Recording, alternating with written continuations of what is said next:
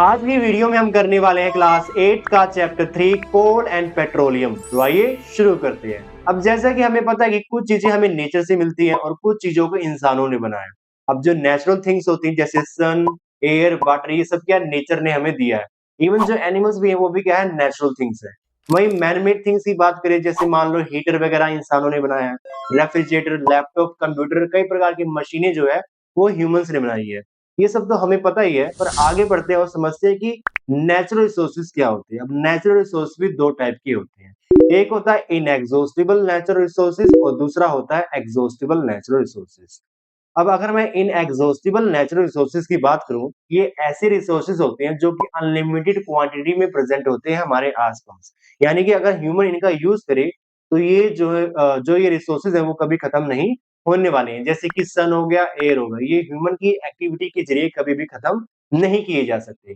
वहीं मैं बात करूं एग्जॉस्टिबल नेचुरल रिसोर्सेज की, ये क्या होते हैं, लिमिटेड क्वांटिटी में मौजूद होते हैं। अगर ह्यूमन की एक्टिविटी से इन पे प्रभाव पड़ता है तो ये क्या है, धीरे धीरे जो है खत्म होना शुरू हो जाएंगे। एट द एंड ये पूरे खत्म हो जाएंगे ह्यूमन एक्टिविटी के कारण। जैसे कि फॉरेस्ट, वाइल्ड लाइफ, मिनरल्स, ये सब क्या है, खत्म हो सकते हैं। इस चैप्टर में हम पढ़ने वाले हैं जो कि पेट्रोलियम है, ये भी क्या है, एक एग्जॉस्टिबल नेचुरल रिसोर्सेज है। नेचुरल गैस हो गया और कोल, ये सब क्या है, एग्जॉस्टिबल नेचुरल रिसोर्सेज है। यानी कि ह्यूमन की एक्टिविटी के जरिए खत्म किए जा सकते हैं। अभी बनते कैसे हैं इन सब के बारे में हम पढ़ेंगे। और यहाँ पे एक बात लिखी है, these were made from the dead remains of living organism fossils, so they are known as fossil fuels। यानी कि जो पेट्रोलियम, नेचुरल गैस, कोल है, ये बनते कैसे हैं, मरे हुए जीव जंतुओं से बनते हैं, इसलिए हम इनको क्या कहते हैं, फॉसिल्स। और ये सब क्या है, फ्यूल के तौर पे यूज होते हैं, इसलिए हम इनको क्या कहते हैं, फॉसिल फ्यूल्स भी कहते हैं।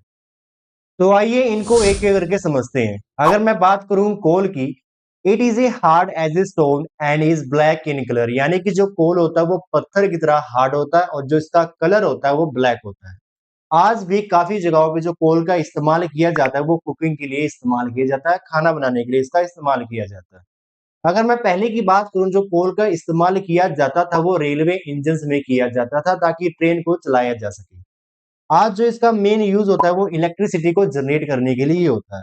तो ये सब कोल के यूजेस थे। अब समझते हैं कि आखिर ये कोल कैसे बना, इसकी कहानी क्या थी। तो समझते हैं कि स्टोरी ऑफ कोल क्या है। आज से लगभग 30 करोड़ साल पहले क्या हुआ करता था, आसपास काफी सारे पेड़ पौधे हुआ करते थे वेटलैंड एरिया में, यानी कि काफी नमी हुआ करती थी, पानी हुआ करता था और काफी ज्यादा पेड़ हुआ करते थे। तो कुछ समय बाद क्या होता है, नेचुरल प्रोसेस के कारण वहां पे फ्लड आ जाती है, बाढ़ आ जाती है, जिससे होता है क्या, जो हमारे पेड़ पौधे होते हैं वो गिर के टूट जाते हैं और उनके ऊपर क्या है, काफी सारी सोइल जो है डिपॉजिट हो जाती है। तो उसके बाद क्या होता है, और सोइल की लेयर जो है डिपॉजिट होती रहती है और होती रहती है। उससे क्या होता है, जो हमारे पेड़ होते हैं वो काफी गहराई में मिट्टी के चले जाते हैं। अब काफी गहराई में जाने के बाद होता क्या है, यहाँ पे लिखा है, under high pressure and high temperature dead plant got slowly converted to the coal. यानी कि जो पेड़ हमारे गहराई में चलेगी वहां पे ज्यादा टेम्परेचर और ज्यादा प्रेशर होने के कारण जो हमारे डेड प्लांट थे वो किस में कन्वर्ट हो गए, कोल में कन्वर्ट हो गए। अब हम डेड प्लांट को डेड वेजिटेशन भी कह सकते हैं। जो ये डेड वेजिटेशन धीरे धीरे कोल में कन्वर्ट हुए हैं, उस प्रोसेस को कहते हैं कार्बोनाइजेशन। तो ये पूरी जो कहानी थी वो कोल की कहानी थी। तो इस तरह से जो कोल हमारा बना। तो हम कोल को अब फॉसिल फ्यूल भी कहते हैं। आइए अब और भी कुछ बातें जानते हैं कोल के बारे में। Coal is processed in industry to get some useful product. यानी कि जो अब कोल है उसको इंडस्ट्रीज में ले जाया जाता है और उससे काफी सारे प्रोडक्ट बनाए जाते हैं। जैसे पहला प्रोडक्ट है यहाँ पे coke. It is a tough, porous and black substance. यानी ये टफ होता है, थोड़ा रिजिड होता है, थोड़ा हार्ड होता है, ब्लैक सब्सटेंस होता है। अब जो कोक है ये प्योर फॉर्म ऑफ कार्बन होता है। अगर हमें किसी को कहना हो कि प्योर फॉर्म ऑफ कार्बन क्या है, तो हम कह सकते हैं Coke is a pure form of carbon. अब कोल का इस्तेमाल काफी सारे स्टील्स और मेटल्स बनाने में इसका इस्तेमाल किया जाता है।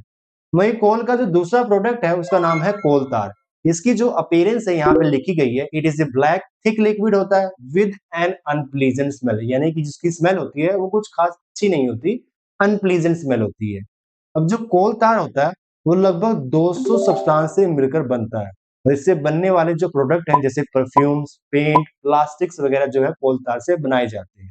यहाँ तक कि नेफ्थलीन बॉल्स, यानी कि ऐसी छोटी छोटी बॉल्स होती है जिनका यूज घरों में किया जाता है ताकि इंसेक्ट वगैरह को दूर भगाया जा सके। तो कोल तार का यूज इनमें भी होता है, फोटोग्राफी मटेरियल्स में होता है, सिंथेटिक डाइज, ड्रग्स, एक्सप्लोजिव जैसी चीजों में भी कोल तार का यूज होता है।